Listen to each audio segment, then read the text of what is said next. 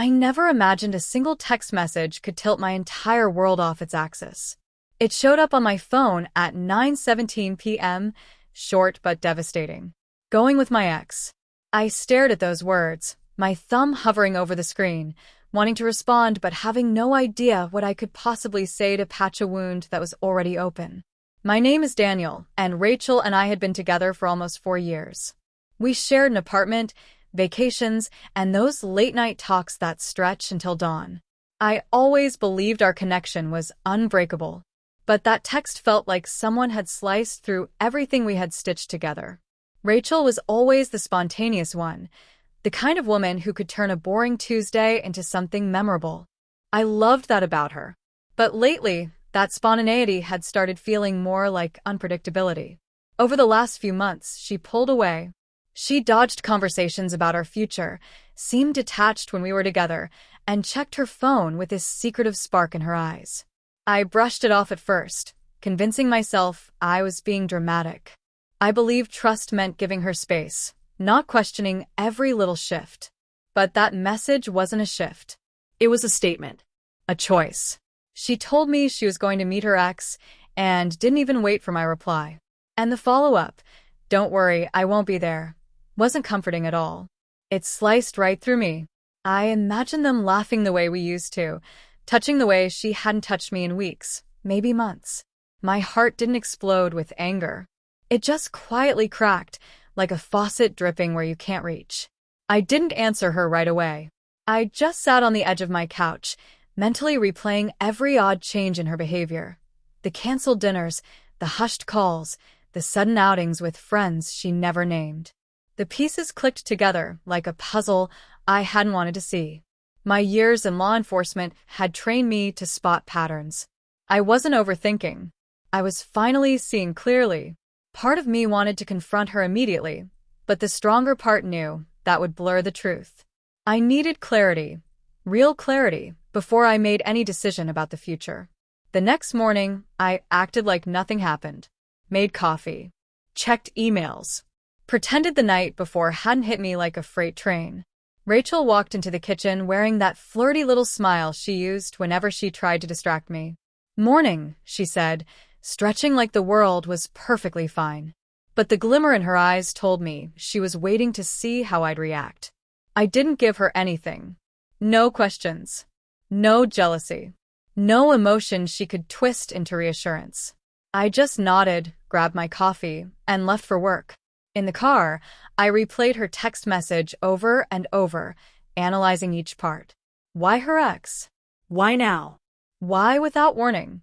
But the answers didn't matter yet. What mattered was that she assumed I'd accept it, that she believed I'd quietly tolerate whatever she chose to do. She underestimated me. Over the next few days, I watched more closely. Her deleting messages. Her tiny smirks whenever her phone buzzed. The tone of her voice shifting when I entered the room. This wasn't about catching her in the act. It was about understanding the truth. And by the time her meeting rolled around, I knew exactly where she'd be. I didn't storm in or make a scene. I waited, patient, calm, because people reveal their truth when they believe no one's paying attention. Around 8 p.m., I parked near the cafe she'd mentioned. I stayed in the shadows, watching her laugh, leaning in closer than she'd leaned toward me in a long time. Her gestures, soft, familiar, intimate, felt like they belonged to someone else entirely. My chest tightened, but I stayed still. I wasn't there to punish her. I was there to finally see what she had been hiding. It was surreal. She wasn't just reconnecting with her ex. She was stepping into a version of herself that I had never met. Carefree, bold, unapologetic. She glanced around, probably expecting to see me. I wasn't there, and that emptiness said everything. She thought my absence meant permission, that I wouldn't notice, that I wouldn't care. But when she eventually spotted me across the street, she froze. Her smile shattered. Her eyes changed. I didn't move, didn't call her name, didn't even raise a hand. I let the distance between us do all the talking. That moment, that silence, hit her harder than any argument ever could. She had gambled on secrecy, and now she was face to face with a truth she thought she could outrun. I turned, and walked away. Not angry, Not broken. just clear. She had traded trust for a short-lived thrill, and I had finally seen what she chose.